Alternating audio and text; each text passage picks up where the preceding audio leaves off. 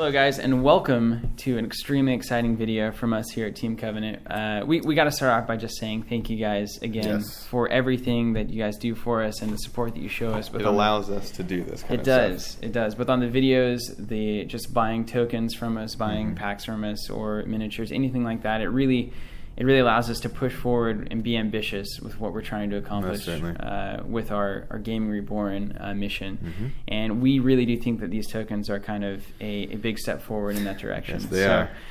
Let's go ahead and show them off. These are our official, available now, war tokens for the Conquest living card game. We hope you guys will enjoy. We have the blue 1 resource.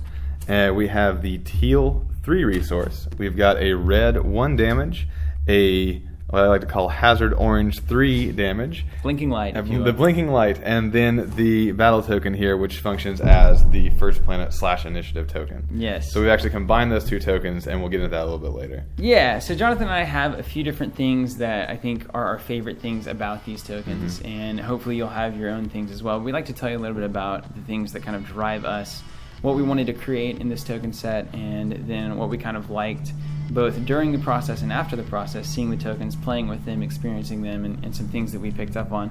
So I'm just going to start out with the idea that we come into a design product, we come into a design meeting with a very specific goal in mind from the start. And for these tokens, that goal was grittiness, a sort of visceral, getting you into the Conquest universe in the correct way. And you can't do it in a lot of past techniques that we've used. For instance, we've done the paint, fill, parallax thing for data tokens, and that works for Netrunner. But there's no way that would work for Conquest. Yeah. It's just not. It's a very, very real universe. It's almost exactly the opposite. It's not the artificial world. It's say very capital R real. It is exactly the opposite. This is thousands and thousands of real beings basically clashing against each other and dying on a second by second basis. It is the most giant space opera battle that I have ever witnessed, or read about, or just been engaged in with any kind of a gaming universe. So the set had to speak to the true grittiness and destruction that's inherent in that universe, the visceralness of the war machines that are clashing, whether it be powered armor or giant tanks or big ships that are dropping bombs or giant, huge galactic spaceships. Yeah. It's the scale and mass of this universe is so huge that we really wanted to dive in to making this a very gritty and real token set. So that's what we set out to do. Yeah, and one of the things that we were able to do when we looked at where the whole universe came from, it was born out of miniatures. It was born out of that really real, visceral sort of feeling. And what we did is we pioneered a technique called dynamic layering. And what that basically is progressively deeper cuts in acrylic to actually form a 3D object from various one-dimensional planes.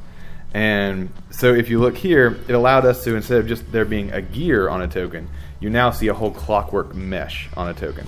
Instead of just seeing a skull with a hole through its head on a token, you see the entire bullet path. You see the entire way that it went through the head that killed this, that made it a skull in the first place. Yeah. So we were really able to do that. And even on the first planet token, or the first planet initiative, we were able to put this sort of squirmy, just guts kind of thing where it's this is chaotic. This is not chaos, but certainly chaotic. And it just really opened up, literal new dimensions for us to tinker in and to bring these in. And now, whenever you rub your finger over one of these tokens, you feel the gears. Whenever you rub the finger over the tokens, you feel the skull. This is real. This is a real death. These are real gears. This is a real world. Yeah, and one of the tough things coming into a game like this and a token set like this is having the taste and the class and the beauty of a token that you want to look at, you want to have on the table, that you want to be proud of, you want to, that's just awesome, but also that isn't too pretty. Yes. In the sense of this just doesn't make sense, right? This is just not Warhammer, it's not Conquest. So we really think that we struck a great balance here, and that was probably the most difficult part of this set, was making a aesthetically appealing and beautiful set that also worked in this gritty, dark universe. In a very unbeautiful world. Yeah, and the beauty is war. The beauty is war, and one of the things that speaks to this is the very strong idea of movement in this token set. This was a very important thing for us coming into the process, and I think that movement in these tokens is really, to me, what takes it from your standard token set to something that actually gets you involved in the universe as best and as easily as possible. So if you'll notice the resource tokens, for instance, these are gears that have the appearance and may as well be moving. These are moving entities, and it kind of speaks to this idea that resources are always fluctuating. They're always moving from one place to another. You never know exactly where they are.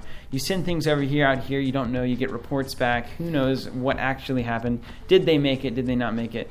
But you have this idea of resources that are constantly moving, those gears of war that are constantly just kind of clicking along, and you're trying to make yours move in the more efficient way. Will your plans click into place? Yeah, so that your plans click into place before your opponent's. And on the same side, we have the damage token that doesn't feature a nice fully framed skull or damage token or death. I mean, it's out of frame, and it's like this entity is moving as it gets clipped. Just almost makes it. And I feel like that's really the story of Conquest. It is this constant movement. I'm going from this planet to this planet to this planet, this campaign to that campaign to that one. There's this here, the warlord's over here, and now he's over here, and then I'm recommitting forces over here. There's this idea of movement, not only on a very specific, individual battlefield, where I almost made it out of that sniper shot, and then boom, it got me. And that's the majority of how, casualties are going to happen. Straight up clashes, and then, people trying to get out of the way and just not being able to. But then also the actual conflict itself constantly moving, and forces constantly moving and migrating across different landscapes. And that's really what we wanted to get across with these damage tokens. And the same thing with this battle token, this first planet and initiative token. Even the token itself is constantly moving, because what we wanted to do was give you a very literal and tactile sense of movement on this token. So every time that the planet changes, not only do you move the token to a new planet, which is standard, we also flip it over because it is a double-sided token. So two unique sides on it. Two unique, and they are different. They're slightly different sides. So you're literally flipping this token back and forth to signify first player changing back and forth. So we're getting into that idea of everything in the set being about movement and about never quite knowing where things are. And I think that, above all else, really speaks to the universe that this token set is trying to bring a player into. And one of the things that we always consider whenever we're making a token set is if it's beautiful, if it fits into the universe, but is it functional? Is it something that you can really play with, or is it really just pretty pieces? And so there's a lot of design decisions made for that reason, particularly the colors. You have the red colors for the damage, red, heat, anger, death, that kind of a thing. Much more active sort of color. And then for the 3 damage, you have a much brighter version of that and a little bit bigger version. So it's very easy to see from across the table how much damage does this unit have, how much damage is on this warlord. Very simple to tell. Also with the resources, we decided to move it to a cool color spectrum because the resources is that's where you're planning, that's where you're plotting. That's where you need to sit back for a moment and say, okay, how am I going to allocate these to make sure that when the battle happens, when the death starts, I'm in the best places possible. And similarly, just like we did with the red and the orange, we have blue for the 1 resource token and then a much brighter teal, a version of the blue for the 3 resource token. Yeah. So again, very easy to see from across the table, even if you can't see the design on them. You can see this from space. These are 2 very, very different sorts of colors. Easy to tell. You can see it from Traxxas. You can see it. Yeah, you can see it from Traxxas. That should be the logo behind it.